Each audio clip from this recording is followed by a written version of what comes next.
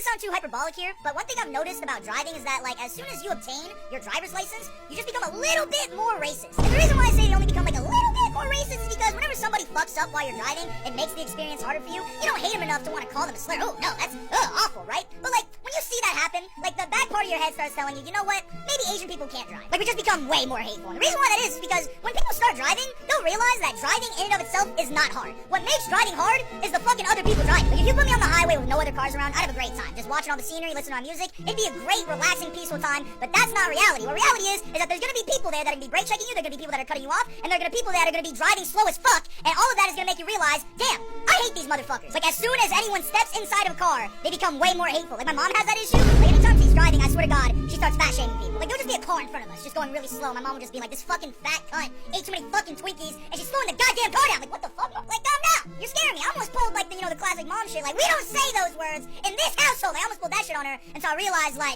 I don't blame her. I do that shit too. Like, remember this one time I was driving on the highway, and this old Asian lady was driving hella slow. She was going like 50 miles per hour in a 70-mile-per-hour zone, and she was making me so mad, guys. Like, dude, I almost called her like a slur so ancient you gotta summon that bitch. She's like, why are you going that slow? You know what I mean? But, like, back to my mom. Like, what makes it so funny whenever my mom just starts fat shaming somebody is because, like, I love my mom, but, like, she's not the skinniest person I've ever seen in my life. So whenever she's like raging at somebody, being like, you fat bitch, I'm just looking at her just like, friendly fire? Like, let's not get too hasty now, partner. You know what I mean? Like, don't count your chickens before they hatch. Like, let's show some humbleness. My other driving pet peeve is when somebody has a driveway, but they don't park in it, so they park on the side of the road. And I don't want to sound like a dick, but, like, I genuinely want to slash all these people's tires. Like, you're just being purposely difficult. Like, I can see that you have parking space in the driveway. You just decide not to use it because you want to make my life worse. Fuck you. Like, on my commute to school, the way I get out my neighborhood, there's this one part of the neighborhood where these two people both park their cars on the side of the road. So I have to, like, sardine can my ass through this subsection. And if I make one mistake, I gotta pay insurance for that shit. And it makes me so fucking mad because they both have driveways to park in. And, like, low-key, these dudes make me so mad. I just want to, like, low-key steal both their license plates and see if they notice. Because if you're gonna make me go through that shit,